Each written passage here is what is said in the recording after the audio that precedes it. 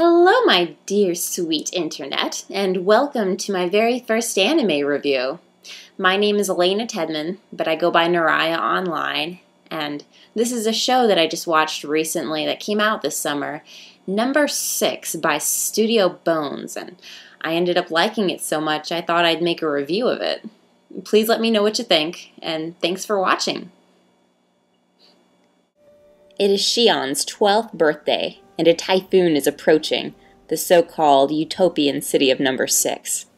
Little does he know that this storm is a harbinger of things to come that will drive a rat out of the sewers and into his home to create a chance encounter that will change his future and the future of Number 6 forever.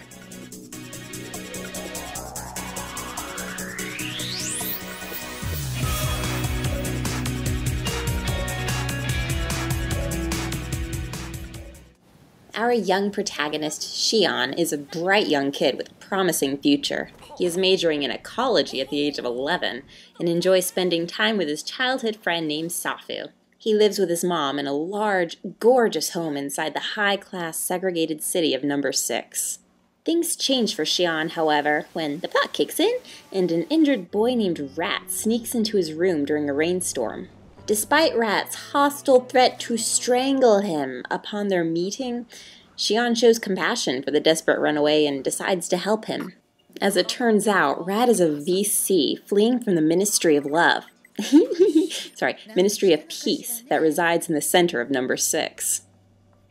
Okay, so we have our sheltered and naive protagonist secretly nursing a dangerous fugitive of the state back to health in the privacy of his bedroom with the tenderness of a nursemaid.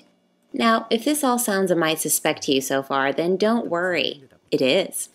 When does this sort of situation, these kinds of characters with this kind of homoerotic tension in the atmosphere not lead to gratuitous number sex scenes? Or just sweet hand-holding in bed, there's that too. These are little kids after all. I'm sorry, I'm a terrible person. After spending the rainy night together, Shion awakes the next morning to discover that the mysterious youth has disappeared from his room as suddenly as he'd arrived. Being gypped by your one-night stand, I have no idea what that's like. Archibald, if you're listening to this, I've never forgotten that brief time we spent together. I miss you, you sexy bastard. Now, just in case I didn't make it painfully obvious from my girly tangent earlier, Number 6 is a Shounen-ai title. Shounen-ai in Japanese translates to boys' love.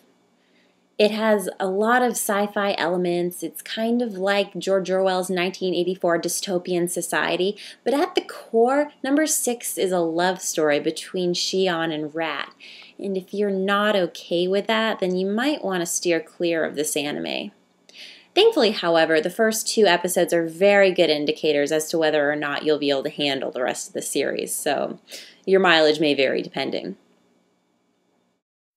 In the second episode, you realize the anime has jumped 4 years into the future, and because he harbored a VC or a fugitive in his childhood, Shion has been restricted of his elite citizen privileges. He spends his days observing park monitors in a suburban day job. It's basically a utopian version of janitor duty.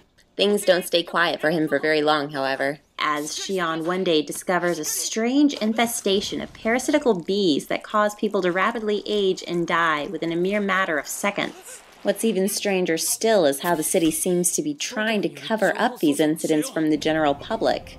When Shion's own co-worker becomes a victim of this horrifying parasite, he is promptly arrested and charged upon suspicion of murder. Of course, one good turn deserves another. Even 4 years later, the cavalry arrives and the now full-grown Rat rushes in to save Shion as he's being transported to the correctional facility. Reunited once again, the two manage to ditch the authorities and escape the plagued city. Not long after their quick getaway, Shion discovers that he has also contracted the same infection that his co-worker exposed him to. Rat gets to be heroic again and saves Shion by extracting the larva from his neck with a scalpel and no anesthesia. Surviving the infection leaves Shion locked in strangeness, however. He levels up into a full-fledged anime character with white hair, red eyes, and a long pink scar. Of course. What ensues afterwards is an account of their time together as Rat struggles to teach the wide-eyed idealist the true nature of the dark and pitiless world that they live in. Despite Rat's pessimistic outlook and hatred towards the city of Number 6, Shion refuses to give up on the people he cares about within the city's walls, his mother Karen in particular. Throughout the course of the episodes, Shion gains the friendship of a very androgynous hotel manager. What in the world is this person? Are you a guy? Are you a girl? Are you biphoning? Is it a biphoning? I don't know, and they never tell you. Who rents out dogs to people as heaters. And a local pimp who has a large man crush on Rat. For better or worse, they will all work together as a team to unravel the mysteries behind the dystopian society of Number 6. But mostly just Rat and Shion, really. Animation-wise, we have Studio Bones at the helm, and you can always count on them for rich, beautifully intricate settings and fluid animation by anime standards. That being said, this show absolutely revels in its lavish cityscapes and colorful skies in the background. The character designs use very neutral color schemes as if to highlight the fact that Number 6's real visual appeal comes from the shit ton of scenery porn piled heavily onto every single episode. The soundtrack for Number 6 is also worth mentioning for its rather eccentric use of soft digital-sounding melodies and strange ambient techno beats during the fast-paced scenes. The composer for the show is Keiichi Suzuki, and he is most famous for his work on the SNES video game Earthbound. Makes sense. Much of the music from this show sounds like something you'd hear in a video game. It's an interesting soundtrack, but there aren't really any tunes that stand out, except for maybe the intro song for its incredibly nasal-sounding vocalist. Hopefully you don't mind high-pitched whining as much as I do. Dude, it's called head voice! It's much easier to sing in. It will not give you modules when you get older. Alright, as I mentioned earlier, this show is unabashedly Shounen-ai.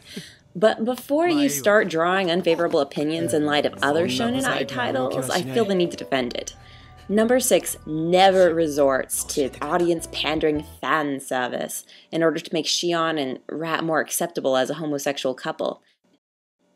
Nope, this anime expects us to take them seriously, which is sadly something that most anime exploring homosexual relationships seem to be completely incapable of doing more often than not. Yes, I am talking about you, Gravitation, and you, Kyokaramau. Really, how dare you represent this genre of anime when you have such idiotic main characters?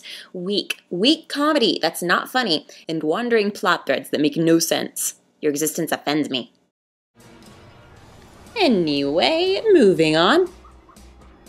This series is tightly packed in at 11 episodes and it does not dick around much.